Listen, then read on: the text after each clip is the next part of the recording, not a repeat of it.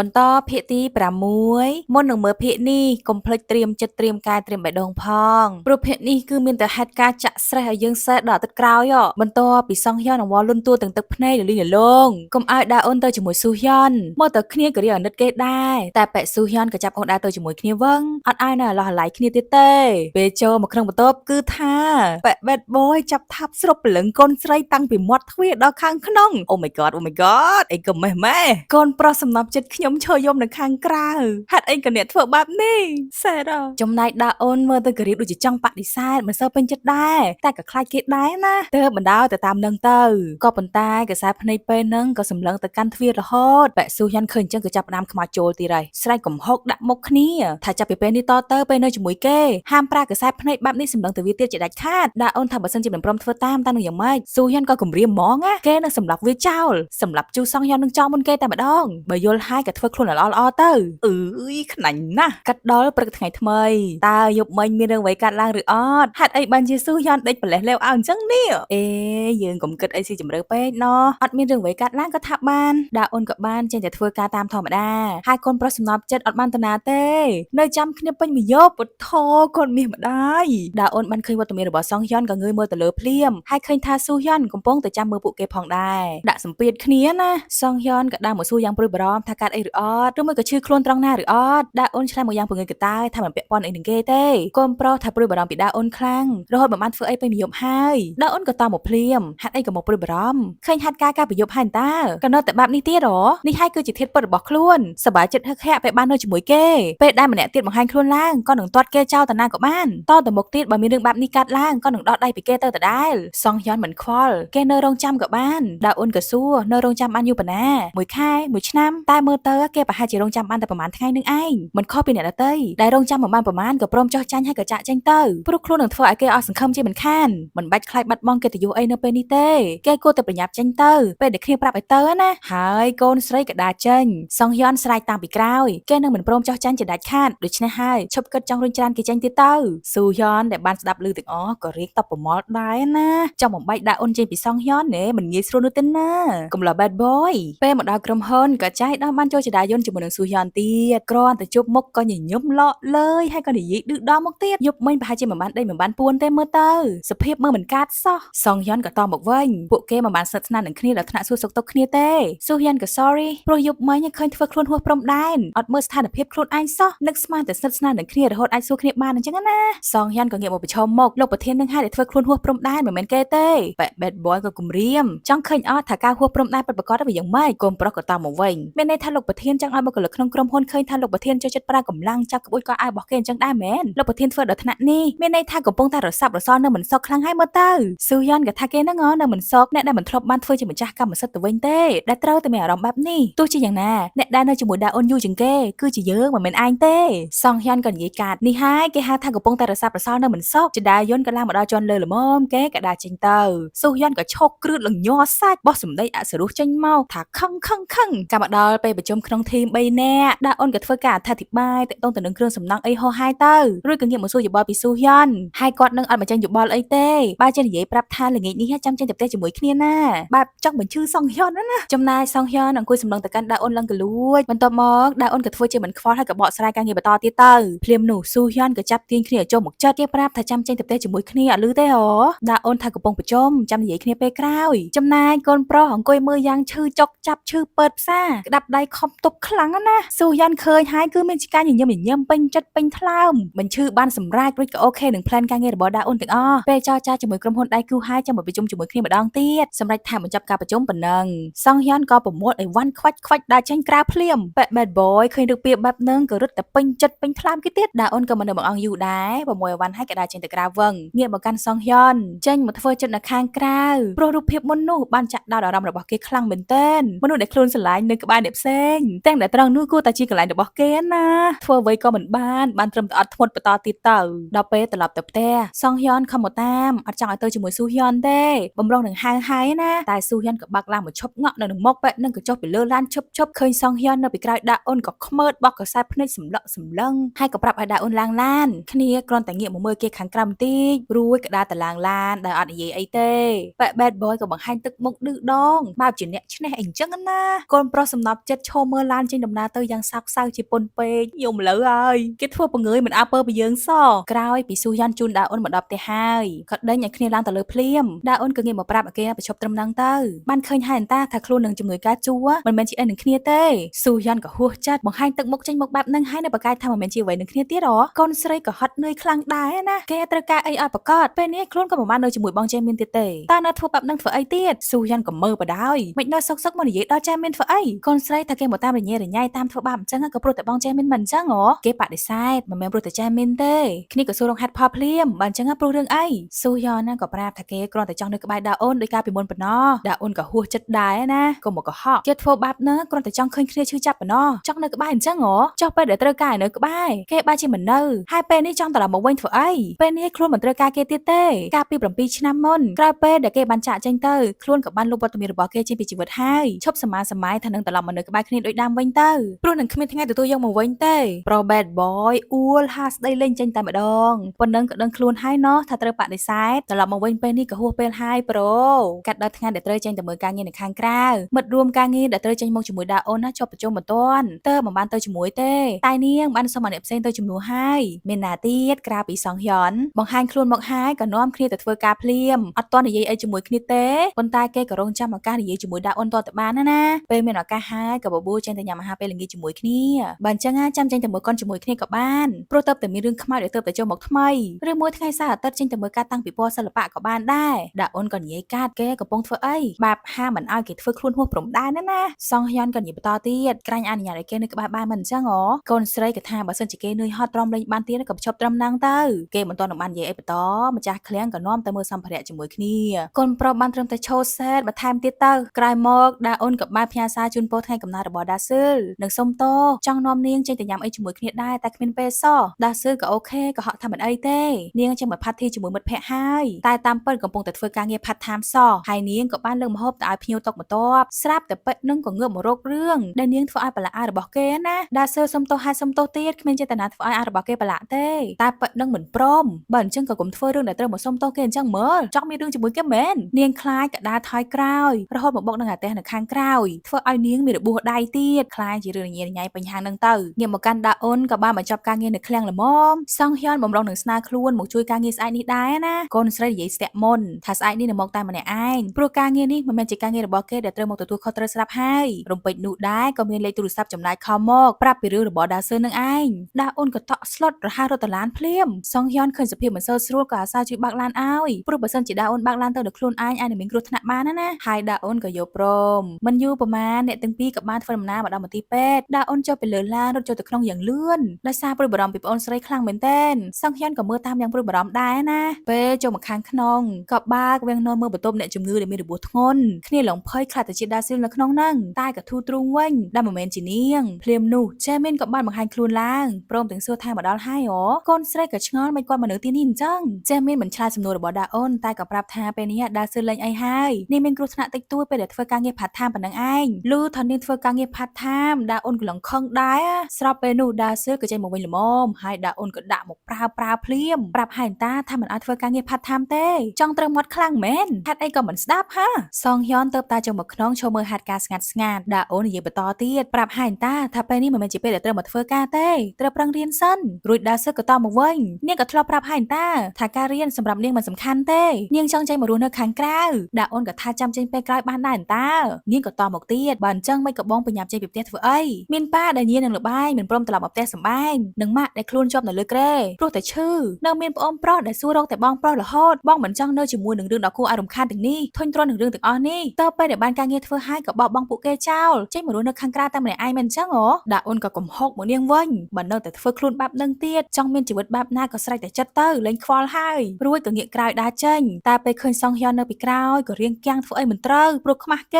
េដែលគេបានមកឃើញគ្នាពេលដែលមានបញ្ហាជាមួយគ្រួសារទៀតអីអញ្ចឹងណាត្រង់នេះហើយដែលសងហ៊ុននិងចែមីនបានជួបមុខគ្នាទៅវិញទៅមកជាលើកដំបូងចែមីនបានសម្លឹងមកកាន់សងហ៊ុនបន្តិចហើយក៏បានរត់ទៅតាមដាអូនទៅក្រៅដែរនឹងសុំឲ្យចិត្តត្រជាក់ស្ដាប់គាត់និយាយសិនដាស៊ឺលអាចមានហាត់ផលផ្ទាល់ខ្លួនក៏ថាបានទោះបីជាស្ដីឲ្យឬក៏និយាយផ្ចាញ់ផ្ចាលមិនក៏ដោយក៏មិនបានផលអីមកវិញដែររឿងដាស៊ឺលចាំគាត់ជាអ្នកជួយដាស់តឿនឲ្យក៏បានណែចង់ហុចបំណងល្អមកឲ្យទៀតហើយណាតែដាអូនបដិសេធគាត់មិនបានមកចាប់អារម្មណ៍ទៀតទេរឿងរបស់គេអាចដោះស្រាយដោយខ្លួនឯងបានចាំមានលង្កាំងស្ដោកស្ដោ ងនិយាយលេងចាញ់តែម្ដងលើកដំបងហើយដែលដាអូនបដិសេធមិនទទួលជំនួយពីគាត់ណាមានន័យថាគ្រប់គ្រងលេងបានទៀតហើយចំណែកកំឡោះ bad boy វិញកំពុងអង្គុយផឹកស្រាបំបត្តិទុកក្រោយពីត្រូវបានដាអូនបដិសេធហើយក៏ខូចចិត្តស្អិតបេះដូងខណៈនោះម៉ាក់ក៏ខលមករំខានទៀតគ្រាន់តែទទួលភ្លាមគាត់ក៏ថាឲ្យផ្លេតគាត់ខំរកមនុស្សស្រីឲ្យមកកណោតែក៏បាត់ស្ងាត់ឈឹងអស់គេបាននិយាយអីជាមួយខ្លះបើម្នាក់អត់ឃើញសមោលអញ្ចឹងណាគ្រាន់តែប៉ុណ្ណឹងគាត់សុំច្រើនពេកមែនគ្រាន់តែឲ្យតែមើលខ្លួននារីល្អហើយរៀបការនឹងចាប់បានស្នងតំណែងពីប៉ានោះអីហេតុអីក៏ធ្វើខ្លួនប៉ោឡាមិនបានការស្អីសោះអញ្ចឹង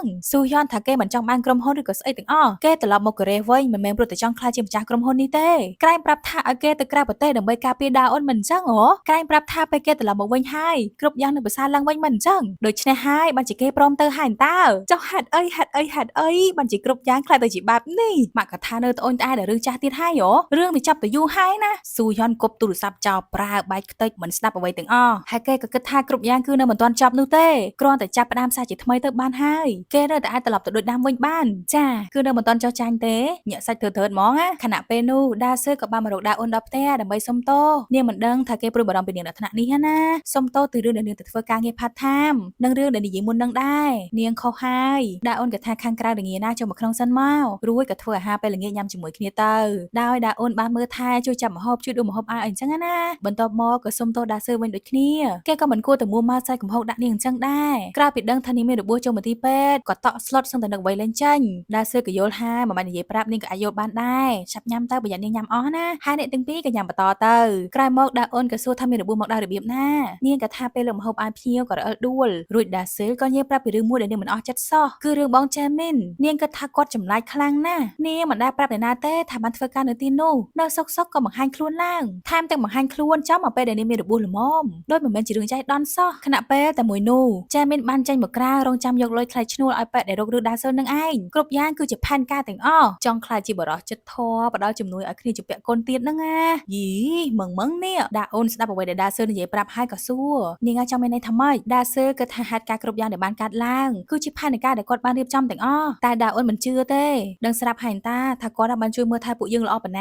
វាគ្រាន់តែជារឿងចៃដន្យនឹងឯងនាងក៏សុំទោសប្រហែលជានាងគិតច្រើនពេកនឹងឯងបន្ទាប់មកក៏បំរុងនឹងសួរដល់អ្នកដែលបានមកជាមួយគ្នាគឺសួរពីរឿងសង្ហយ័នហ្នឹងណាតែមើលទៅទឹកមុខរបស់ដាអូនដូចជាមិនចង់ឲ្យនិយាយដល់ទេនាងក៏ស្ងាត់ញ៉ាំអីបន្តវិញទៅពេលត្រឡប់ទៅវិញដាសឺក៏បានឆាតទៅរកសង្ហយ័នថានាងគឺជាដាសឺប្អូនស្រីរបស់ដាអូនពេលនេះគេអាចចេញមកជួបគ្នានៅខាងក្រៅបានឬអត់ហើយសង្ហយ័នក៏ព្រមចេញមកជួបនាងនៅក្នុងហាងកាហ្វេមួយកន្លែងអ្នកទាំងពីរស្គាល់គ្នាដោយសារតែនៅមន្ទីរពេទ្យមុននោះគេលាននៅបថាយិកាសួររកសាច់ញាតិរបស់នាងដើម្បីណែនាំពីរបៀបរៀបរបួសឲ្យអញ្ចឹងណាតែដាអូនក៏ចេញទៅបាត់ហើយខណៈនោះសង្ហយ័នក៏អាសាជួយស្ដាប់ការណែនាំជំនួសដាសឺក៏សួរភ្លាមថាគេជានរណាសង្ហយ័នក៏ប្រាប់ថាគេគឺជាមិត្តរួមការងាររបស់ដាអូនរួចក៏តាំងចិត្តស្ដាប់ការណែនាំរបស់គេលាននៅបថាយិកាយ៉ាងយកចិត្តទុកដាក់ខ្លាំងមែនទែនថែមទាំងបានទិញថ្នាំឲ្យមកស្បោងដោយការពីទិញឲ្យដាអូនអញ្ចឹងរួចក៏អង្គុយប្រាប់ថាមានថ្នាំអីខ្លះប្រើមិនខ្លះពេលណាខ្លះអីអញ្ចឹងណានឹងទិញរបស់ញ៉ាំមកឲ្យទៀតគឺថាយកចិត្តទុកដាក់ខ្លាំងមែនទែនញញឹមស្រស់ស្រាយមកឲ្យទៀតមកភាគនេះបានឃើញស្នាមញញឹមព្រឹមប្រិយរបស់កូនប្រុសតែប៉ុណ្្នឹងឯងហើយនាងបានលេខទូរស័ព្ទរបស់គេពីឯកសារដែលគេបានបំពេញនៅក្នុងមន្ទីរពេទ្យនឹងឯងនឹងសុំទោសផងដែរដែលនាងហាក់មកជួបបាបញ្ញាអញ្ចឹងសង្ហយ័នថាមិនអីទេរួចដាសឺក៏យកលុយមកសងថ្លៃថ្នាំ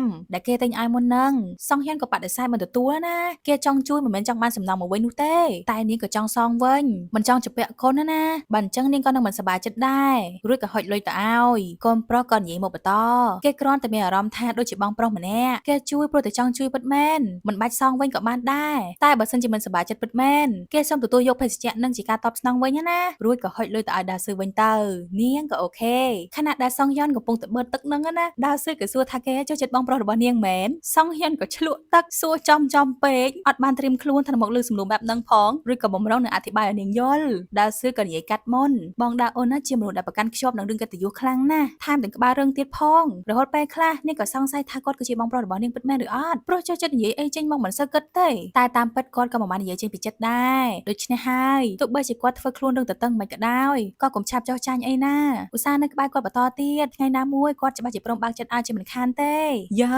ដាសឺនៅធីមកូនប្រុសសំណប់ចិត្តដែរបានសមាជិកបន្ថែមឲ្យធីមយើងកាន់មួយថ្ងៃថ្មីនៅឃ្លាំងដាអូនកំពុងតែពិបាកចិត្តពេលនឹកដល់ហេតុការណ៍នៅមន្ទីរពេទ្យដែលសង្ហយ័នបានមកឃើញឈរឆ្លោះគ្នាជាមួយប្អូនស្រីណានឹកឃើញហើយក៏អាម៉ាស់មុខមិនដឹងមិនបានជាគេមកឃើញអាបញ្ហាគ្រួសារអញ្ចឹងរហូតភ្លាមនោះសង្ហយ័នក៏បានមកដល់ទីនេះដែរដាអូនថាមកទីនេះធ្វើអីប្រាប់ហាញតាថាថ្ងៃនេះមកបាច់មកទេ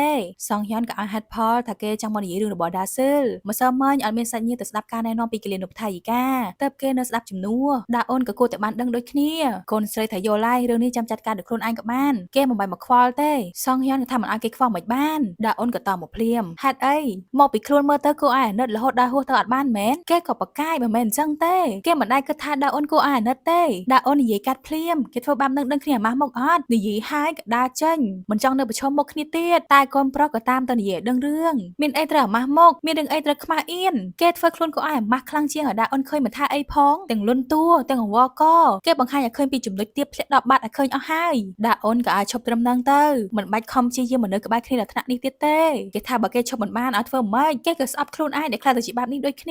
ាទាំងអាណយអធមទាំងបាត់បង់កិត្តិយសដល់ថ្នាក់ចង់ស្លាប់ទៀតផងក៏ប៉ុន្តែគេមិនអាចដោះលែងបានពិតមែននឹងឲ្យធ្វើម៉េចគេដូចជាធ្លាក់នៅរួចរាល់ថ្ងៃនៅចំពោះមុខសម្ដេចដូចជាមិនអីតែបេះដូងរបស់គេនេះវាប្រេះបាច់ជាជំរាករាប់រយរាប់ពាន់ដងព្រោះគេបានប្រាប់ហែងតាថានឹងរងចាំតែបើសិនជាដាអូនមិនមកតើគេនឹងធ្វើយ៉ាងម៉េចគេខ្លាចរហូតធ្វើអ្វីលេងកើតហើយដូច្នេះហើយដាអូនណាចូលចិត្តគេមិនបានទេអូរួយកូនប្រុសក៏ចាប់ដៃរបស់ដាអូនហើយក៏លន់តួបន្តទៀតបើសិនជាដាអូនប្រាប់ថាមិនឲ្យទៅរកគេនឹងមិនទៅបើសិនជាមិនចង់ឃើញមុខគេក៏នឹងរត់ពួនដូច្នេះហើយកុំទៅចោលគេអីណាសន្យាជាមួយគ្នាបានអត់ថានឹងមិនទៅចោលគេទ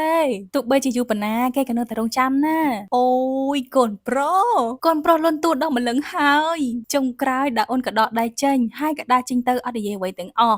ចិត្តអាក្រក់សែតដេញមកលក់ទេមើលទៅយប់នេះពេលកូនស្រីត្រឡប់មកដល់ផ្ទះក៏បានឃើញស៊ូហ៊្យន់នៅចាំខាងមុខនឹងដែរបន្ទាប់មកអ្នកទាំងពីរក៏បានទៅអង្គុយនិយាយគ្នានៅភោជនីយដ្ឋានមួយកន្លែងមកដល់ហើយគេក៏អង្គុយស្ងប់ស្ងាត់អត់និយាយអីទេដាអូនក៏សួរមានរឿងអីចង់និយាយជាមួយគ្នាមែនពេលនោះស៊ូហ៊្យន់ក៏បានលើកចិញ្ចៀនមកបង្ហាញនៅចំពោះមុខគ្នាក៏សួរទៀតថាយកមកឲ្យធ្វើអីស៊ូហ៊្យន់ក៏ឆ្លើយមកវិញក្រែងថាបើសិនជាគេឲ្យចិញ្ចៀនក៏នឹងទទួលមិនអញ្ចឹងហ៎កូនស្រីប្រកែកធម្មតាបាននិយាយអញ្ចឹងទេតែក៏កាំងភ្លាមដោយសារតែនឹកឃើញការពីអតីតកាលគឺពិតជាធ្លាប់បាននិយាយបែបហ្នឹងមែនហើយក៏ស្ងាត់វិញទៅស៊ូហ៊្យន់ក៏និយាយបន្តនេះហើយគឺជាអារម្មណ៍ពិតរបស់គេមិនថាពេលនោះរហូតមកទល់ពេលនេះសម្រាប់គេគឺមានតែដាអូនម្នាក់ប៉ុណ្ណោះសារភាពហើយក៏យកចិញ្ចៀនមកពាក់ឲ្យព្រមទាំងសុំចាប់ផ្ដើមជាមួយគ្នាសារជាថ្មីគេសុំសន្យាថានឹងមិនទៅណាទៀតទេដាអូនសម្លឹងមើលចិញ្ចៀនស្ងាត់ខណៈដែលនឹកដល់សងហ៊្យន់ដែលបានលន់តួគ្នាមុននោះព្រមទាំងសញ្ជឹងគិតដើម្បីជ្រើសរើសយកផ្លូវដែលស័ក្តិសមបំផុតរវាងអ្នកចាស់ដែលធ្លាប់ស្រឡាញ់ពេញបេះដូងនិងអ្នកថ្មីដែលទើបតែចូលមកហើយព្រមលះបង់គ្រប់យ៉ាងដើម្បីបានបេះដូងរបស់ដាអូនទៅវិញតើដាអូននឹងជ្រើសរើសយកមួយណាហើយប្រកាសណាស់ថាចុងក្រោយដាអូនសម្រេចចិត្តដោះចិញ្ចៀនឲ្យស៊ូហ៊្យន់វិញព្រោះមិនអាចទទួលយកអារម្មណ៍របស់គេវិញបានទេពេលវេលាវាបានកន្លងហួសទៅឆ្ងាយរហូតបកក្រោយវិញលែងបានហើយពេលនេះក៏បានយល់ដែរថាការដែលខូចចិត្តក្រោយពេលដែលដោះលែងវាទៅគឺជារឿងដែលមិនបានប្រយោជន៍អីមកវិញទេចាប់ពីពេលនេះតទៅក៏នឹងមិនគេចវេះទៀតដែរព្រោះចង់ធ្វើអ្វីតាមបេះដូងខ្លួនឯងដូចគ្នាត្រូវបានបដិសេធម្ដងទៀតអ្វីៗគ្រប់យ៉ាងហួសពេលអស់ហើយរួចដាអូនក៏បានដើរចេញហើយក៏ត្រៀមឆាតទៅរកសងហ៊្យន់ដើម្បីសុំជួបគ្នាតែស៊ូហ៊្យន់ក៏ចេញមកតាមក៏ឆក់ដៃគ្នានឹងថាមិនអាចធ្វើបានទេដាអូនមិនអាចធ្វើតាមបេះដូងរបស់ខ្លួនឯងបានឡើយនឹកស្មានថាគេព្រមដកថយហើយរឿងវានឹងចប់មែនគួរតែទៅចាត់ការចែមានបានសិនទៅអ្នកដែលសាងបញ្ហាពិតប្រាកដមិនមែនជាគេតែជាចែមានទៅវិញទេទាំងរឿងដែលចង់ហ៊ុនធ្វើរឿងអាក្រក់ដាក់ការពីមុនរឿងដែលគេត្រូវទៅរៀននៅក្រៅប្រទេសក៏ដូចគ្នានៅមានរឿងផ្សេងជាច្រើនទៀតដែលបានកើតឡើងចំពោះដាអូនចែមានគឺជាអ្នកនៅពីក្រោយខ្នងទាំងអស់កូនស្រីប្រកាយមិនចង់ជឿបងចែមានគ្មានផ្លូវធ្វើបាបនឹងទេហើយក៏ស្រាប់តែនឹកដល់ពាក្យសម្ដីរបស់ដាស៊ិលដែលសង្ស័យទៅលើចែមានថាបានរៀបចំផែនការគ្រប់យ៉ាងដើម្បីចូលមកជួយនាងហើយក៏ចាប់ផ្ដើមភ្លឺភ្នែកបដ យមិនដែរចែមីនស៊ូហ៊ុននេះបើថាគេមកបានដើរអូនវិញហើយចែមីនក៏គ្មានសិទ្ធិបានគ្រប់គ្រងដូចគ្នាបកអាក្រាតអញ្ចឹងហ្មងទៅសងសឹកវិញហេតុនេះហើយដើរអូនក៏បានឆាត់សុំណាត់ជួបចែមីនហើយគាត់ក៏ញញឹមសប្បាយចិត្តឲ្យមកជួបនៅផ្ទះរបស់គាត់មករួចក៏ងើបទៅត្រៀមម្ហូបរងចាំ happy ទីបំផុតដើរអូនក៏ត្រឡប់មករកវិញអញ្ចឹងណារងចាំមិនយូរប្រហែលដើរអូនក៏បានមកដល់មានជាការស្វាគមន៍យ៉ាងរីករាយឲ្យមកអង្គុយញ៉ាំជាមួយគ្នាបដានិយាយគ្នាបដាអីអញ្ចឹងអត់ទាន់បានញ៉ាំអីទេមែនអត់កូនស្រីក៏ចូលប្រធានបទភ្លាមគឺជាបងមែនដែលធ្វើដាក់ដាសឺបែបហ្នឹងបងបានធ្វើបែបហ្នឹងមែនអត់ចេះមានក៏នៅធ្វើពើធ្វើមិនយល់ថាដាអូនកំពុងតែនិយាយពីរឿងអីទេកូនស្រីក៏សួរបន្តទៀតទាំងរឿងចង់ហ៊ុននិងរឿងដែលធ្វើឲ្យបងស៊ូហ៊ុនត្រូវទៅរៀននៅក្រៅប្រទេសគឺជាស្នាដៃរបស់បងទាំងអស់មែនអត់ក្រោយមកចេះមានក៏ព្រមទទួលមែនហើយគាត់គឺជាអ្នកធ្វើទាំងអស់ហើយធ្វើអញ្ចឹងឲ្យបានមែនគ្នាឡងស្លុតចិត្តខ្លាំងមែនតែនធ្វើបែបហ្នឹងដើម្បីអីចេះមានក៏ឆ្លើយមកភ្លាមមកពីស្រឡាញ់ដាអូនហ្នឹងហើយគាត់ធ្វើអ្វីៗគ្រប់យ៉ាងគឺដើម្បីដាអូនទាំងអស់គ្នាក៏កាន់តែហួសចិត្តទៀតហើយព្រោះតែស្រឡាញ់អញ្ចឹងហ៎ទោះជាយ៉ាងណាក៏វាមិនត្រឹមត្រូវទេហើយចេះមានក៏ស្ទុះចុះមកថាបដាអូនតែដាអូនក៏កិច្ចទាត់មកព្រមឲ្យថាបឬក៏បន្ទិញបន្ទង់គ្នាទៅមករហូតមកដួលនៅលើសាឡុងចេះមានក៏ព្យាយាមចាប់ថាបណាកូនស្រីក៏ព្យាយាមប្រឆាំងឲ្យថាបដល់ជាដាច់ខាតព្យាយាមថាបពីបេះដូងមិនបានសម្រេចក៏ងាកមកខំកគ្នាឡើងស្នាមអុយគួយខ្លាចហើយទីបំផុតកូនស្រីក៏ប្រាក់កម្លាំងច្រើនប្រុសមុខពីរនឹងចេញបានសម្រេចនឹងថាចាំនិយាយគ្នាថ្ងៃក្រោយចុះ បំរុងនឹងដើរចេញទៅហើយណាអ្នកប្រុសនឹងក៏ធ្វើរឿងដែលនឹកស្មានមិនដល់គឺងើបទៅចាប់កាំបិតលើតុត្រៀមលេងសៀកឲ្យមើលមិនលេងសៀកអេមែនតែនចាប់កាំបិតមកហើយក៏ចាក់ដៃខ្លួនឯងជ្រុចជ្រុច3 4កាំបិតព្រមទាំងសម្លឹងមកកាន់ដាអូនដាក់កសាភ្នែកស្មាថេងហើយគ្នាឈោស្លុតខ្លាំងមែនតែនអញញើតឈាមហូរច្រាក់ច្រាក់ដូចចំពោះមកគាត់ធ្វើបែបហ្នឹងដើម្បីទាក់ទាញចំណាប់អារម្មណ៍គាត់មិនឲ្យដាអូនទៅអូយរកចិត្តរត់ទៅកូនរត់កាត់ដល់ឆាកចុងភៀកដែលបង្ហាញពីរដ្ឋការកាលពី7ឆ្នាំមុនទៀតនៅក្នុងបណ្ណាល័យស៊ូហ៊ុនកំពុងតែកេងកាយនៅលើផ្លូវរបស់ដាអូនចំណែកដាអូនក៏អង្គុយសម្លឹងមើលមុខគេរហូតពេលនោះគេក៏បើកភ្នែកឡើងគ្នាក៏រហ័សងាកមុខចាញ់អញធ្វើខ្លួនមិនត្រូវស៊ូហ៊ុនក៏ងើបមកសួរចន្លោលេងនិយាយប្រាប់មើលលើមុខរបស់គេត្រង់ណាដែលមើលទៅសង្ហាជាងគេគ្នាក៏ប្រកែកឲ្យបានមើលមុខគេផងពេលនោះក៏កលេចតែឃើញចិញ្ចៀនក៏កុហកថាមើលចិញ្ចៀននឹងតាគេក៏ដោះចិញ្ចៀនហុចឲ្យបើចង់បានក៏យកទៅតែកូនស្រីក៏បដិសេធឬក៏សាកសួរតម្លៃចិញ្ចៀនហ្នឹងតម្លៃប្រហែលដែរគេថាមិនប្រហែលទេប្រហែលជា10លានវ៉ុនប៉ុណ្ណឹងឯងគ្នាឡើងហួសចិត្ត10លានវ៉ុនហើយនៅថាមិនប្រហែលទៀតគេថាកុំបារម្ភអីគេនឹងមិនឲ្យដាអូនទិញចិញ្ចៀនឲ្យទេដាអូនក៏ដាកិច្ចរអ៊ូរទាំមិនដែលគិតថាចង់ទិញចិញ្ចៀនឲ្យផងពេលនោះស៊ឺយ៉ាន់ក៏ច្រានគ្នាអង្គុយលើតុឬក៏មកទ្របនៅពីមុខបើអញ្ចឹងគេទិញចិញ្ចៀនឲ្យវិញនឹងទទួលអត់ដាអូនគ្នាភ័យបេះដូងលោតញាប់ដុកដាក់អត់ទាន់ឆ្លើយទេគេក៏ចូលមកចិត្តអើយចិត្តស្របពេលនោះក៏មានមនុស្សកំពុងតែដើរសម្ដៅមកទីនេះទៀតស៊ឺយ៉ាន់ក៏មិនព្រមចាញ់សោះណាដាអូនខ្លាចមានអ្នកមកឃើញក៏ត្រូវតែឆ្លើយយកព្រមថានឹងទទួលបើសិនជាគេទិញឲ្យរួចអ្នកទាំងពីរក៏នាំគ្នាឈរអៀនអីចឹងណាស៊ូហ៊ុនកាលពីមុនឡើងស្លូតធម្មតាឡើងកូនស្រីយើងស្រឡាញ់តែងាកមកបច្ចុប្បន្នមិនក៏ទៅជាអញ្ចឹងនេះហើយដោយហេតុការគ្រប់យ៉ាងចែមានបានឃើញទាំងអស់នេះអូ my god អត់ដឹងនិយាយមិនអស់ពាក្យអីមកបរិយាយពីគាត់ហ្មងហើយភាគទី6ក៏បានបញ្ចប់ត្រឹមហ្នឹង